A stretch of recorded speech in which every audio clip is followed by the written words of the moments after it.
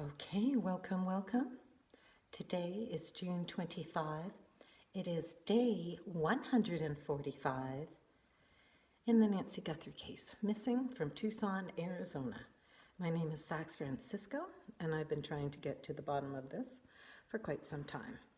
On June 10th, I got on a plane from Toronto to Phoenix, and I had every intention to start my own June search.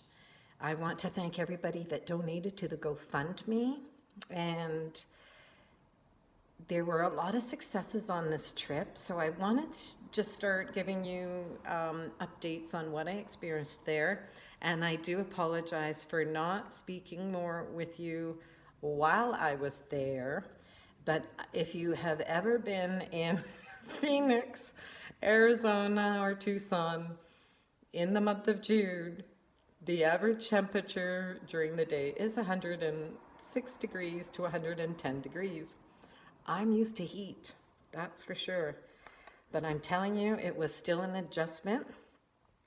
In order to make this trip to do the June search for Nancy Guthrie, oh my goodness, I had to move mountains in my own life and my own home and my own businesses to clear the path to actually take that trip. And as you know, looking back, there were a lot of psychics and mediums that were really focusing on June, and it made me curious, thinking, can she really be discovered in June?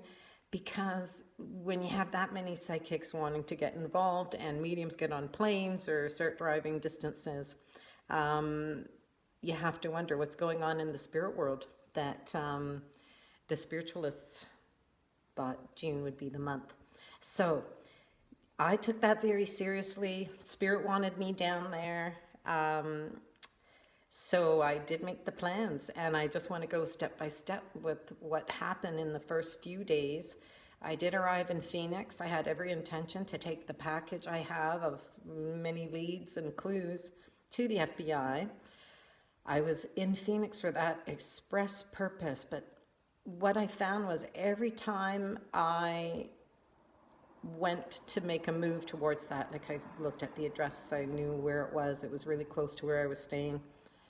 Every time I tried to do that, something was holding me back. And ultimately, this package that I have, I specifically wanted family to have it first. So my intention for going down to Arizona in person was, of course, first of all, to follow the leads Nancy's given me, to see if they are authentic to what I could see there. Did her clues line up with what is truly there in Tucson? I can say yes. I also really wanted to focus on letting the family have the package first. It will definitely get to the FBI, but as of today, it has still not gotten to the FBI. I'm going to fill you in on why, but that's just the basics I'm going to discuss right now.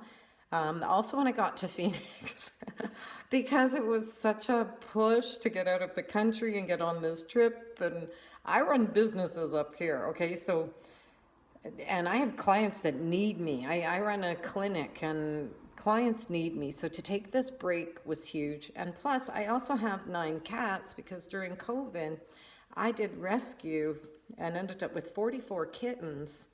And I still have 9 that just didn't get adopted then. So I can never take a trip this long without precision care for my own animals. And we have heat waves here. Our heat waves here in the Kawarthas were just as bad as Tucson. And I'm just rolling my eyes. Everybody always says, yes, but it's the dry heat. I'm going to tell you something. I've been in humid heat, and I've been in now the dry heat. Heat is heat. Your body heats up. You're still sweating bullets, okay? Buckets and buckets of water.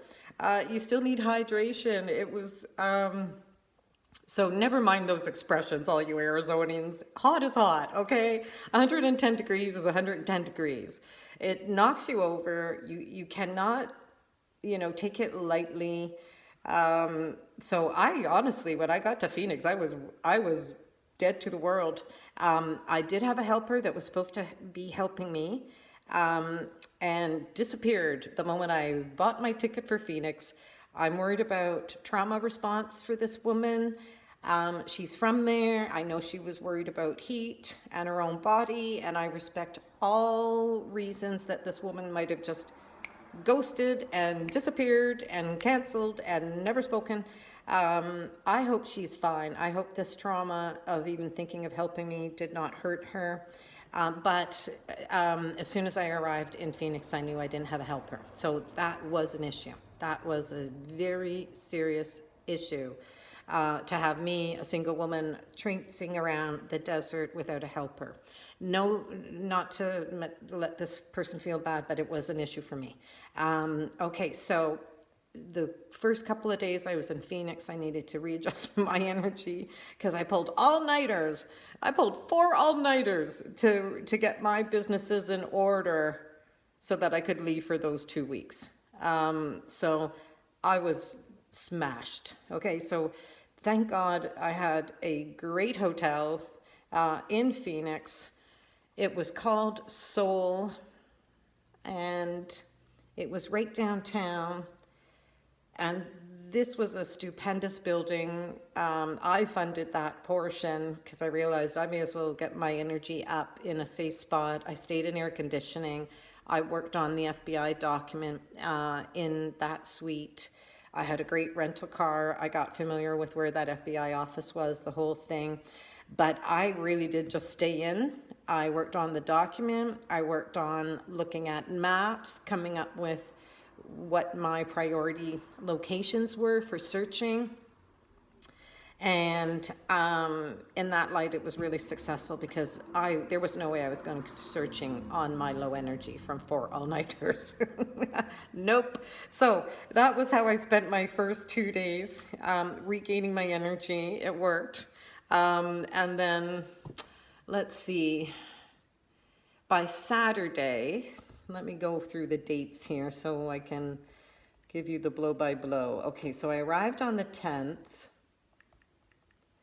And, am I doing my own password here? Just trying to get into this. I arrived on the 10th, which was the Wednesday. So by the Saturday, I was in Tucson. And that would have been June 13th, and that was 133 days missing. Okay, so this is when I really started my personal scouting investigation. And cheers, by the way. My energy's so low, I'm skipping the tea, and I went for a double espresso. Thank you very much. Espresso in a teacup. I need more energy, even now that I'm home. Okay, so Saturday the 13th. If you remember going back to when you started to hear mid-June, right before I got down there, all the YouTubers that were stationed outside of Nancy's address were arrested or removed. I can confirm that when I got there on Saturday the 13th, I originally had no plan to go to Nancy's house, I'll be honest. I was more attracted to Annie Guthrie's house, and I will admit that I politely stalked the house from the outside. I did not go anywhere on the property, but I did shoot some videos just from the outside, and I really have to say that Annie Guthrie lives in a most beautiful home. I know that she's an artist and writer, and for me being an artist, that house is very well cared for, and her outdoor area is just beautiful. There was a lovely sitting area with some chairs and a bench. I did take some stills photos, and it was still as ever. And it was confirmed by people in Tucson that Annie and Tommaso, because Tommaso is a teacher, they do leave Tucson for the summer. They usually go to Italy, and it was confirmed that they are most definitely not in their home. But what I did notice, of course, is there are no trespassing signs, and the identical signs are at Nancy's property. It does say that you will be prosecuted for trespassing. And honestly, other than the sign, this was the most quiet, peaceful walk. I could just hear nature just ringing out. It was so quiet in the neighborhood. The cacti were really quite stunning in the whole neighborhood. And I couldn't help but just want to feel the space, feel the energy. And I was kind of soaking in the fact that if Nancy had her last meal at Annie and Tommaso's, and it would have been already dark when they were driving her home. It gets really dark in Tucson at 8 p.m. this time of year. So it might have been even earlier darkness during February. So I was quite captivated by how beautiful Annie Guthrie's street is. When you are driving, for instance, from her home to Nancy's, I took that route. It's just stunning, stunning views. You can see the mountains. And I ran into only one neighbor when I was at Annie's. The neighborhood was so beautiful. I was photographing up and down the street. I just wanted to sort of get the feel for the neighborhood.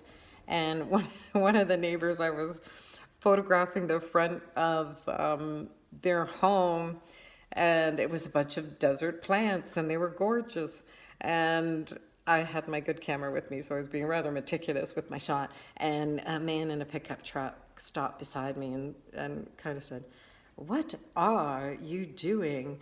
And I said, "Well, I'm just capturing some beautiful desert foliage."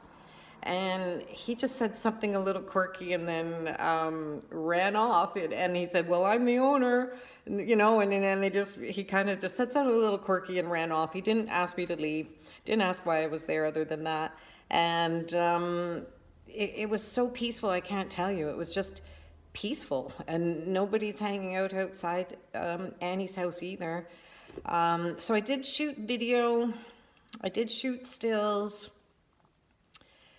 and even up to that moment I wasn't necessarily going to be going over to Nancy's, but as I did my own mapping before I came down here, I was aware of how close Nancy's house on North Camino Escalante.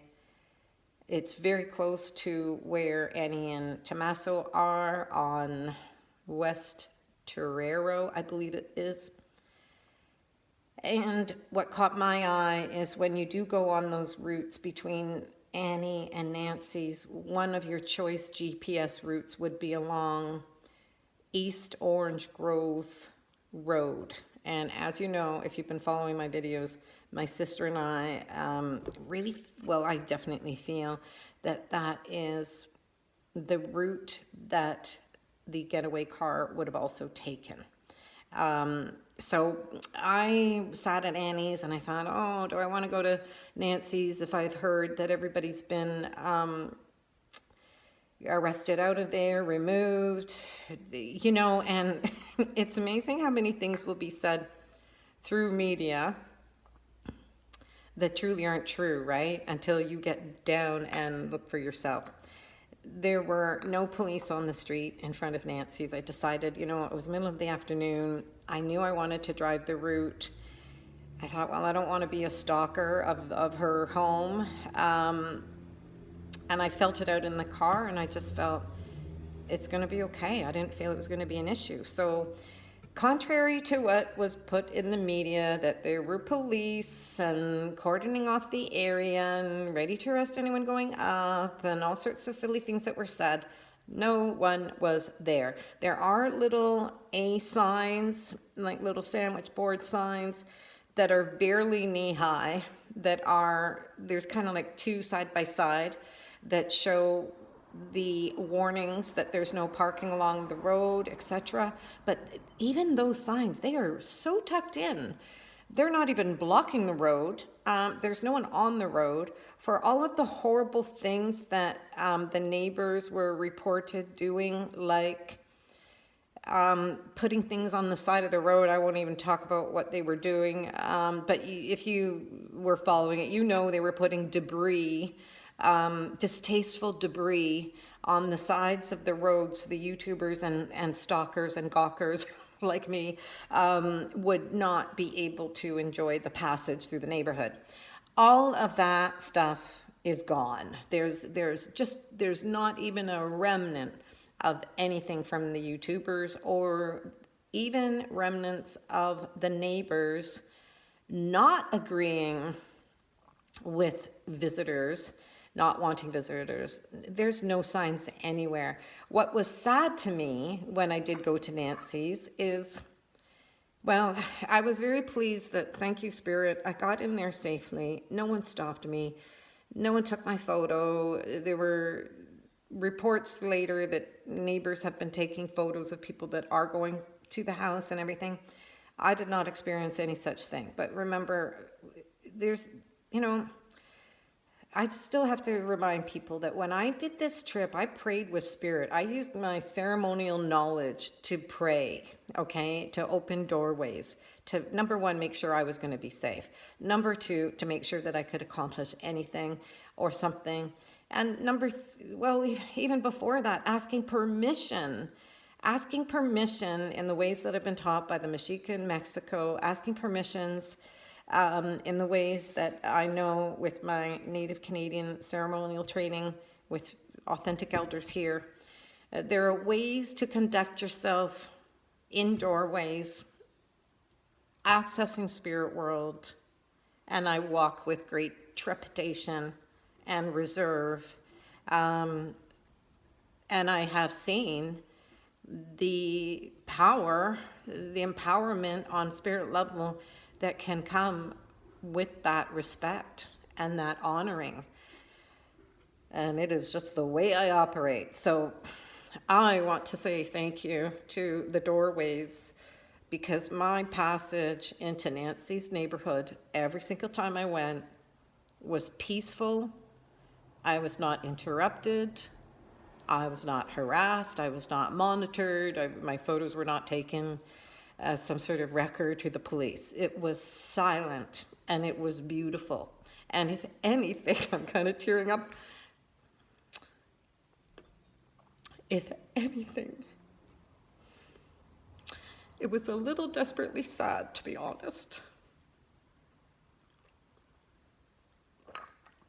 There was such stillness in front of Nancy's home, and that neighborhood is just as quiet as any, so you can hear nature. It's like hearing crickets at night. You can just hear the buzz of nature around you.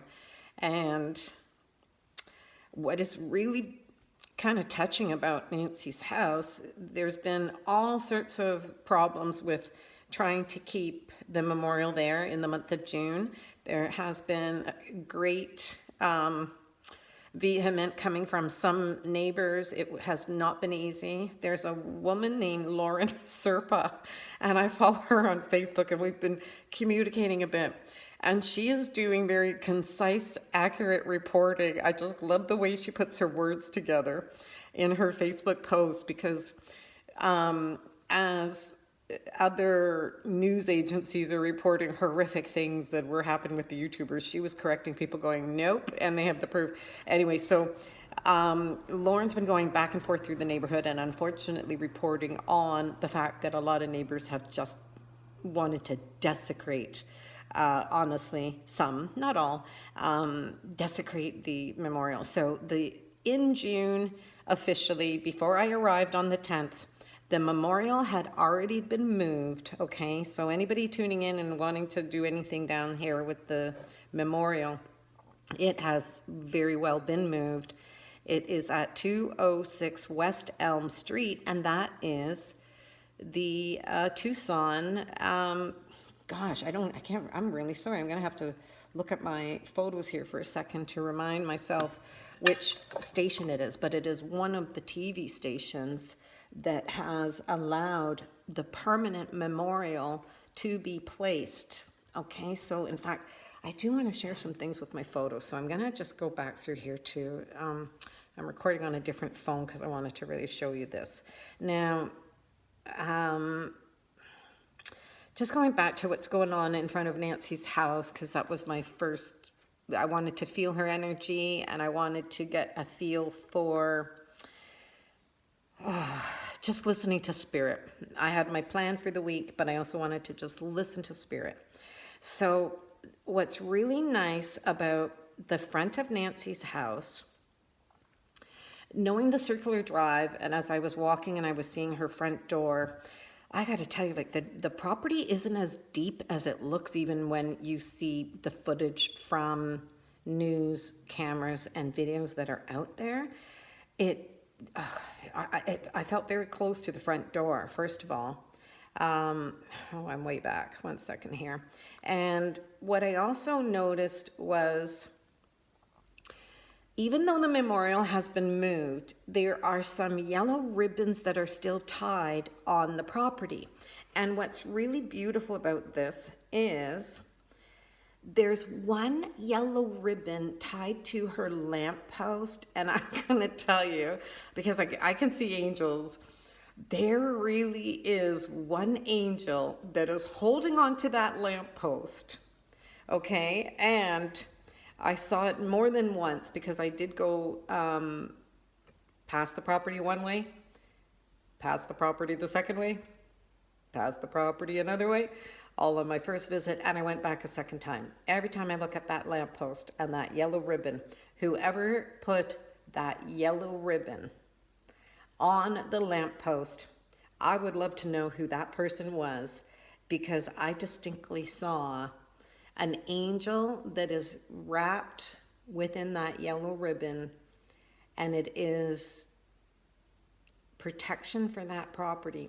And when you move along the street past where the lamppost is, there's a second tree, there's a tree that is also hosting some yellow ribbons that people put there as well.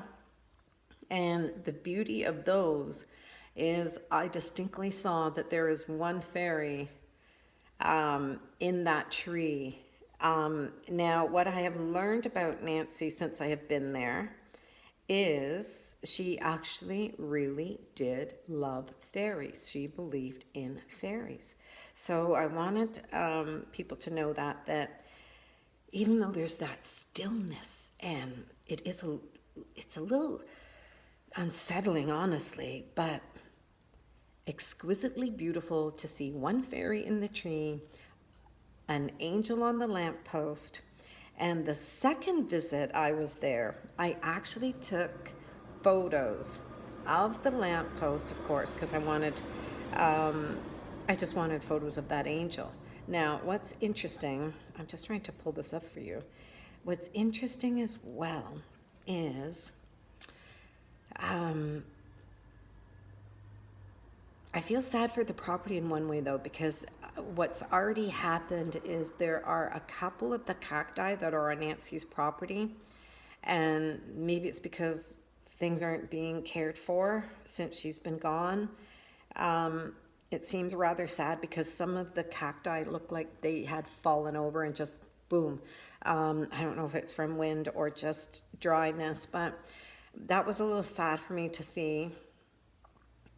And, you know, for the time that I spent there, I just felt like I wanted to just soak in the energy, not lead energy in any way. So I was there as a neutral vessel, observing, feeling, sensing, and honoring. And what I also did from Nancy's home, here is, okay, I don't know if you guys can see that, but I'm going to post these photos. You can find my Facebook page for all of the photos, but it's hard to see. Let me just see if I can zoom in on this one. I know you probably think I'm wild, but It's this one. I don't know if you guys can tell, but it's not the best lighting on here, I will admit that. But I will put these up on Facebook. Find my Facebook page. All these photos will be up, but there's definitely a fairy in that tree. And yes, even when I'm taking the photos of Nancy's home, what I find interesting is in person, this does not look like, this is where they have the do not trespass sign. And this is the first entrance to the circular drive. You can see the door here. I'm telling you, when you're in person, it is much closer. You feel much, much closer to that doorway. And it's just really quite. And then this is where the lamppost is. You can I just got a corner of it. Okay, this is what it looks like. You'll have, now this is the second entrance, the second exit for her property coming out of the circular driveway. It's still got, they only have red pylons there. Like that is pretty much it for the security. That is pretty much it. 2 pylons and the red sign. So this is the second entrance. Okay, now coming over here, I'm just trying to get you that. Where did that go? No, I just passed it. What did I do there? Okay, so I just want to see if I can show you the lamppost. It's barely seen in my photo. You know what? I have a better one, so I'm just going to leave it for the moment. The angel is there. So what I also did, oh, there it is. Okay, it's this lamppost I'm referring to. You can barely see it. Now, these are the signs that are appearing both at Nancy's address. This is as simple as they are. And it just simply says, no trespassing, private property, violators will be prosecuted. And I know this ribbon just looks probably like nothing on my screen here, but I'm telling you, on that lamppost, there's an angel on that lamppost. So now the view also coming out of Nancy's neighborhood is stunning. This is what you're looking at as you just look down the street. It's just stunning. And what I really wanted to do, this is another shot of some of the mountains in the neighborhood here. It's just stunning. What I wanted to do after seeing the home, I had driven between Annie's and Nancy's. And then I wanted to start validating and checking out if she had told me that the perpetrators really did turn right out of her driveway. I wanted to follow the same route. I feel that they somehow made it to East Orange Grove. So I do have video that I'm going to post separately where I actually put my camera on the dash of the car. And I did speed limit everywhere just to kind of know what the real... Here's the thing about Nancy's neighborhood that I also, before I go further on this, I want to debunk a couple of things. You know how even Brian Enton, when he did his investigation, now he was down there a lot, and don't get me wrong, I really enjoy Brian Enton's reporting. But this is what I have like in question. There were so many YouTuber investigative reporters down there that were saying that it was just impossible to get through the neighborhood, and it's always so dark, and the streets are not easy to find, and you know, it's very hard to find Nancy's home. It is not hard in any way. Sunrise, high noon, sunset, darkness, it was not hard to find Nancy's house. You know, and it's not a straight grid neighborhood where you've got these dead east-west streets or north-south streets where they're perfection with the way they are sculpted in a neighborhood. Nancy's neighborhood definitely has more curves. Absolutely. Everything about the streets in her neighborhood, they're a tiny bit windy, nothing too extreme. But all of the streets, all of them, when I was going in, There's not just one sign marking what the street name is.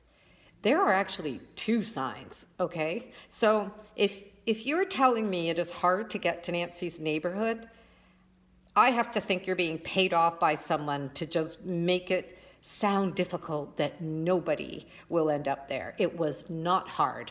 I did not get lost. I did not get confused or misoriented. Easy as apple pie to get to Miss Guthrie's house. So debunking that, debunking the fact that there's police on corners. Nobody's there. So thank you. I had a great voyage in, but I just have to debunk a few things. It was so easy to get in and out of there. And especially if you have a GPS, please, there's no hardship getting in and out of that neighborhood. If you were walking in broad daylight between noon and counting on living through the heat, good luck. But driving in with GPS, please. The only thing that sounded bad in the neighborhood when I was there was my car running with the air conditioning going. That was the only thing I didn't like. So everything else was easy about getting there. Listening to my car revving and trying to keep itself cool, I just turned that off and I was a silent witness to the neighborhood. So no problems getting up there. It's not like I'm encouraging, but just want to reiterate that it was easy as apple pie getting up to that neighborhood. Everything was easy about that. In and out. Okay, so I also want to address in this video a very powerful dream that I had the second night that I was in Tucson. And what was exquisite was it was a mimic. I loved the way Spirit gave me this dream, and dreaming does run in our family. Now, everyone dreams, as you know. But as you know, not everybody remembers their dreams. Not everybody remembers dreams every night. Not everybody has dreams every night. As you know, think of, can you remember the last dream you had? Okay, so as far as dreaming on a precognizance level, on a clairvoyant level, being able to see through dreams into the future and have information, that actually does run in my family. My uncles have had that more than me. My sisters had that. I just love my mediumship and waking visions. But this dream that I had on the second night, it was a dream. I would call it a communication dream from Spirit.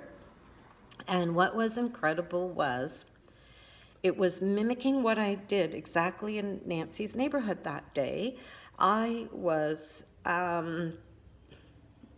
driving very slowly through her neighborhood, broad daylight, but in the dream, it was mimicked. And as I was driving slow in my real visit, I was aware, I was really going slow because, I didn't want to just go fast. There are curves there. And also, I'm a photographer. I'm always taking in what is happening visually all the time. So I was aware in my daylight, everything about the plants I was seeing. I could see the shadows they were making or not, how they were shining or not, if I wanted to get out and have a photo or not. So where the dream mimicked is because I was really looking at everything in the neighborhood and looking at foliage. And also, I was also looking at how the houses were arranged on her street. And I also want to make note that when I was witnessing this, how the homes were aligned, like I said, they're not on a grid. They are all on curves. So I could identify and validate immediately. It would be extremely hard for police to have cameras from neighbors that, any type of front door camera that is trying to protect your property. You have to keep something in mind. When you have your front door camera trying to protect your property, it's aimed at your property. So if the homes aren't on a grid where they could see directly across the street to the neighbor because your car is being watched and you can see the neighbor, well, that's great if you have that type of access on a direct camera line of sight. But her neighborhood is not. set up in any way. So I can absolutely understand why the police have squat with cameras picking up vehicles leaving. They're just not positioned properly. And the houses are also offset. So as much as I was looking through, the yards and admiring the incredible sculpting of horticulture, desert horticulture, I still have to say these houses have great privacy because they are offset from the road. They are angled away from the road, and their beautiful horticulture covers visual access to the road. So that's that for her neighborhood. So going back to this incredible dream, it was pure black in the dream. Everything was black. And the only thing lighting up what I saw were the headlights of my vehicle in the dream.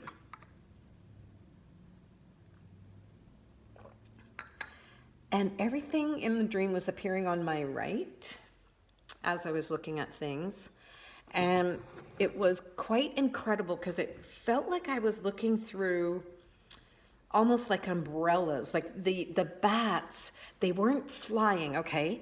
They weren't coming at me. So if you want to look at dream prophecy and analyze this on your own, I found it very stunning. They weren't trying to, fly at me. They were in their own habitat. I could see colonies. It's not like I just saw one bat, and that was that. I saw as if I was in a bat cave, seeing colonies and colonies of bats together in harmony.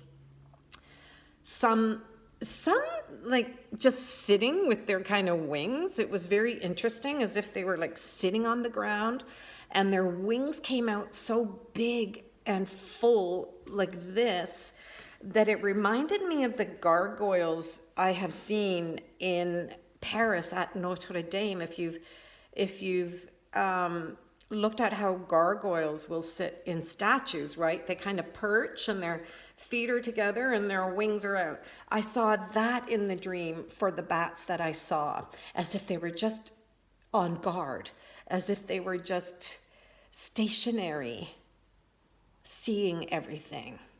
Some were hanging upside down. And honestly, I could see practical happy faces on these bats, I have to say. Like, there was nothing darkness about it, okay? It was like I was being given this inner access of how bat colony works together, lives in harmony with each other. I saw every size of them, including babies. It was astounding. And when I could see through the wings, oh my gosh, I'm telling you the detail.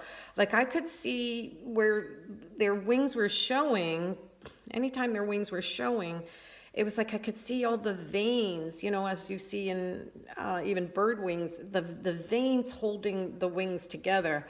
I could see that as if I was under an umbrella in a music video. It was just uncanny. And even for saying that everything was this like blackness, when I was looking at these wings with such detail, like every shade of smoky gray was in there too. It was like, when black isn't just black, it can be like this gray and this brownish. So I was so aware of this. And immediately when I woke up from the dream, I just thought, whoa, like I felt change from even just looking at that dream. My energy was different.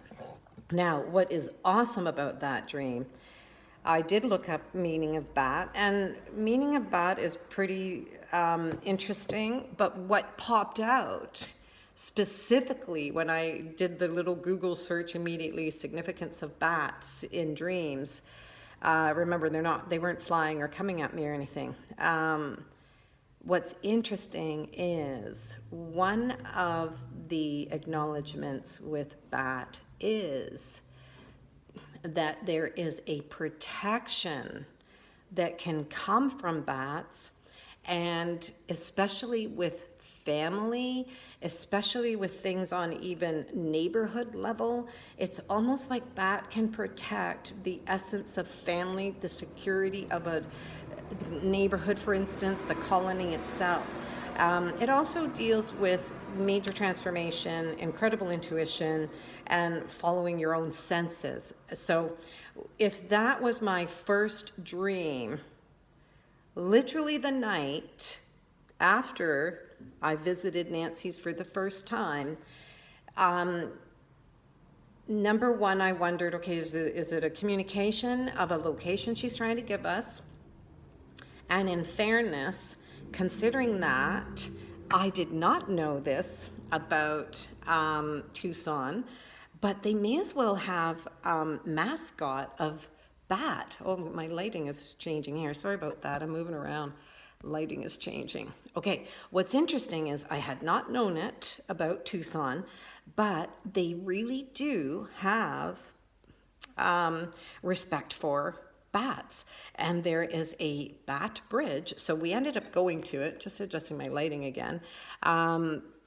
We went to it, and it's rather a famous bridge because they claim that at sunset, thousands and thousands and thousands of bats will be in this bridge, and all of a sudden you'll see them ascend, at dusk and sunset.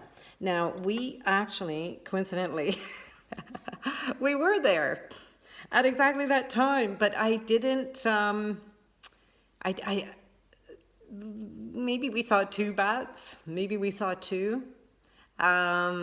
We didn't see more than that. We didn't see thousands and thousands of them come out from the bridge, but this is how I took it, because we had to at least follow that clue that, okay, we'll go to the bat bridge if I've dreamt of bats and bat colonies, and that would have been a great photo op. But having read what the first spiritual meaning was that came up on this simple Google search, I'm going to take it that it was a prophecy, a little prediction maybe on me actually connecting to family, because that was really the goal of this trip.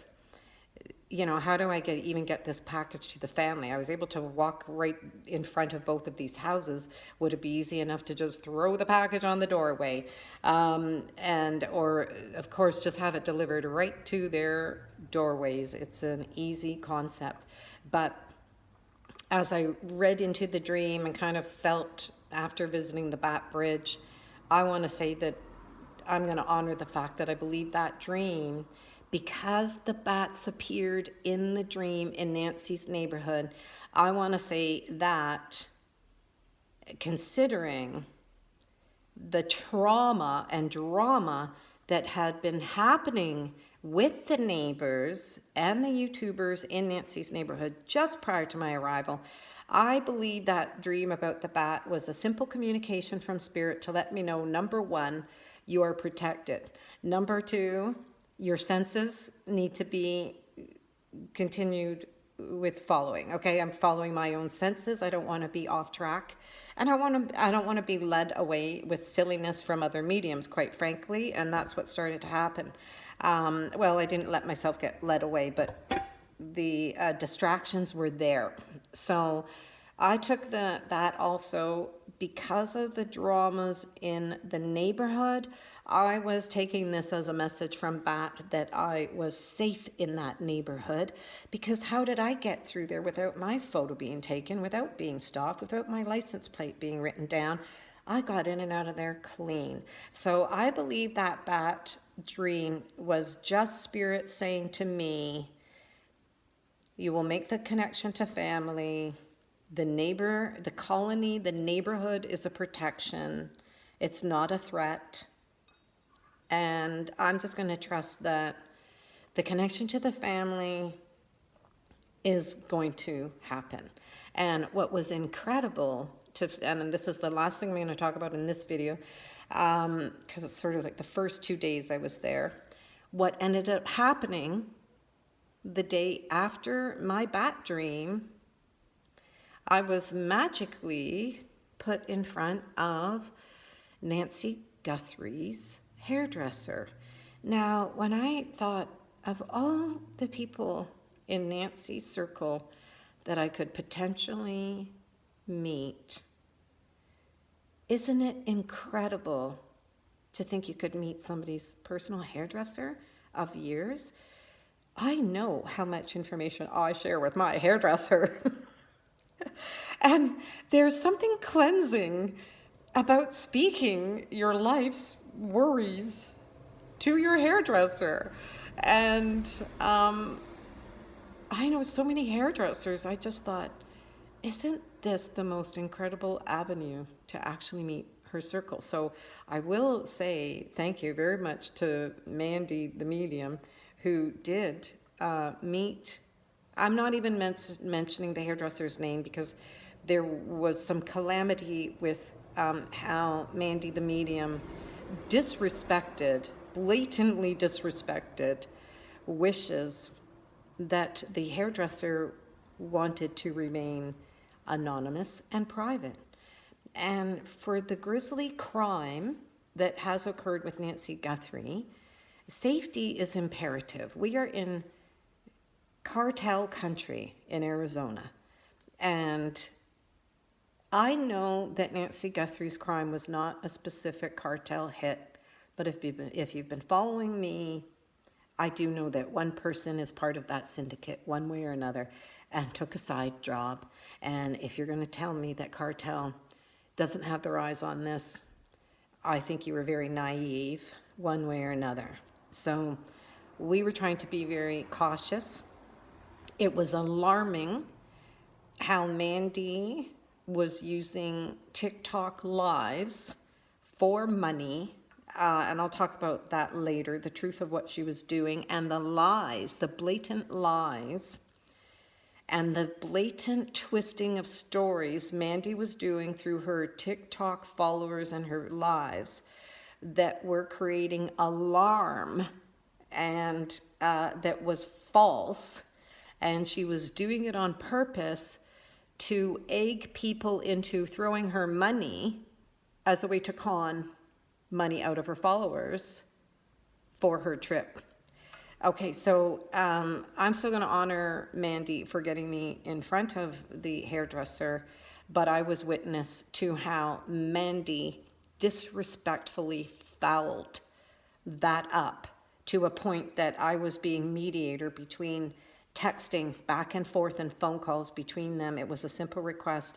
There was a photo taken when we had gone to lunch the next day, and the hairdresser did not want that up.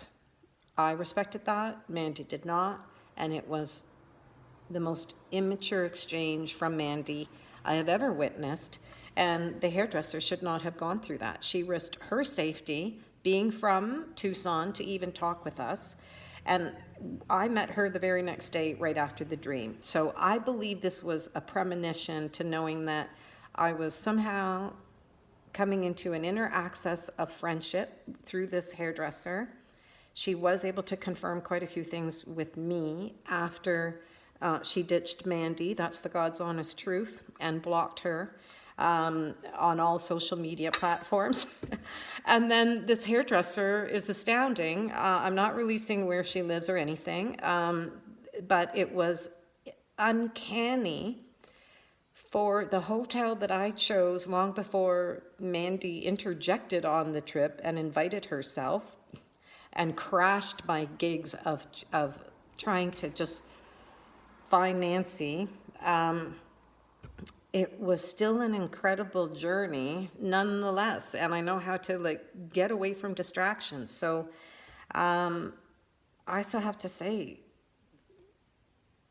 I have had the most exceptional connection, and I can't thank the hairdresser enough. We went out for a search to a hot spot, and even people from Arizona know how hot it is down there. It doesn't matter whether you're from there and you think you're used to it.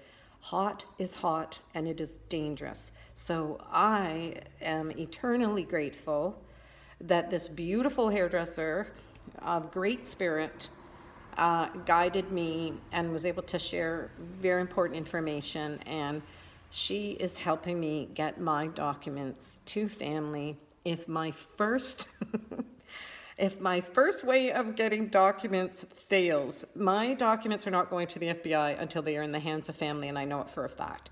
And the reason I'm doing it this way is it's the family that will figure this out. It's their pain that will bring them to conclusion. And I have respect for law enforcement, but what I've seen here in Canada, I know dang well they will withhold information at critical times. And this week is a prime example.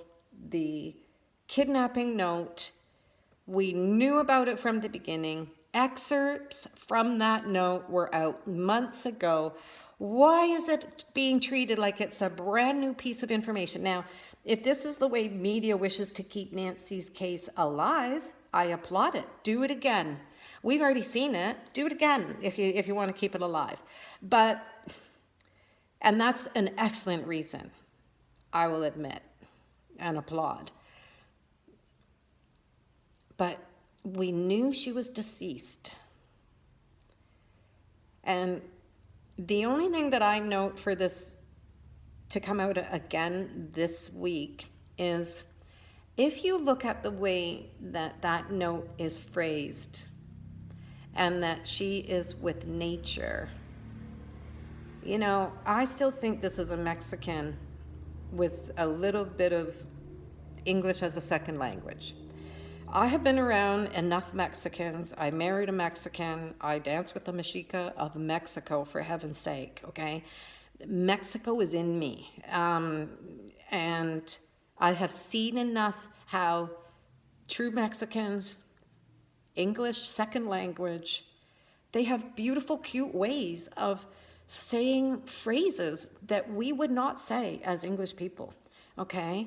And I'm taking the way those phrases came out again as just another confirmation that I know there are Mexicans involved, period, in this. And I do know that one is gravely sorry for doing this, gravely sorry. But that's only one of 5, folks. So I just want to say that's the end of what I want to speak about today. I want to honor the Bat dream. I want to honor that I was allowed with silence going through Annie Guthrie's neighborhood and Nancy's neighborhood, and I want to honor that I was able to make this inside connection to one of Nancy's friends. And what I have done, the hairdresser was so kind. I was at her home, and she makes the most beautiful candles. She didn't think I'd be able to get it on the plane, but here we are at home with this candle. And I had taken this candle directly from her home after we did a search together. And I took it into Catalina State Park. I will be talking about that in my next video. That was the first place we searched as far as parks go. And this is beautiful. I took it into Catalina State Park and I did my ceremonial songs, Sweat Lodge ceremonial songs. And even though I did not find Nancy Guthrie's burial site on this trip, I am exquisitely happy that I have narrowed down, now that I have seen Arizona with my own eyes. I have traveled up and down the 10. I have traveled up and down 77 and 80. I went to almost all of the parks, and I used this candle at the base of Catalina State Park during those songs to say, this is light. This candle was given with love from someone who loves Nancy. So I did not feel I wanted to keep it to myself. I have let the hairdresser know that this went into the park with me. This has been blessed in those songs. It has been infused with the fact that spirits came through those doorways as I was asking for continued help. This is not over. And I want to officially light this candle. I'm going to start burning it today. And I'm going to start burning it for a certain amount of time. And I'm going to ask it that Nancy's spirit has a inroad through this light and this flame, and the fact that this truly came from a person that knows Nancy personally and cared for her deeply. And I'm going to honor that. And anybody watching this, you can think of this. I'm going to be lighting this at 3 p.m. every day. It's a little later than that right now. But here in the way I was taught here in Canada by some of the elders and elders' wives that have trained me with medicine, there are certain hours of the day that are more powerful to access the kingdoms. I call it the kingdoms. People sometimes say the doorways, but I have gone beyond the doorways, and I can assure you there are kingdoms that you can access. And so this is such an incredible light, and I'm going to let it burn each day, starting at 3 p.m. And I'm going to let it go for the magic hour of what I know is the incredible time for prayers to be heard and reached by the heavens. So that's all I'm going to talk about today. I'm going to let this burn now. And so next video, I'm going to start to try to get caught up on these videos. I know a lot of you have been messaging me going, what's up? Where are you? I was worn out. And there was a little too much hoopla from my visiting Wisconsin medium. There was just too many distractions, too many hoopla, too many things of her opinion changing every day. I went down there with a specific mission, with a specific focus, and I was kind and generous, but enough is enough. You got to draw a line. I drew a line, and I didn't want those distractions. So I was not communicating, because I'm just not the type of person that wants to say bad things about anybody, but I will speak the truth, and that's as much as I want to put on that today. So love and light and truth and justice, that's what I'm focusing on. And Nancy is alive and well in the heavens. I know she is enjoying time with her husband, Charles. And I am praying with this candle that we resolve this for family. Nancy is fine. Let's resolve this for family, because that is where the pain is, and that is where the trauma is, and we really do need justice on this. Fair is fair. You commit a crime, you got to do your time. And I'm not stopping looking at this until it is resolved. So my love to the family, my love to my new friend, the hairdresser, and I am still dedicated to figuring this out. And I know her remains will be recovered. So to that, I'm going to say good day and good night wherever you are. Okay, so thank you much for paying attention, and I will have lots more to share with you on each day that I went through. And Arizona is one beautiful place, I have to say. And you know, those Catalina Mountains, they're really there's some magic and just beautiful magic down there. So I have lots to share with you, and I will continue to do that. Thank you very much.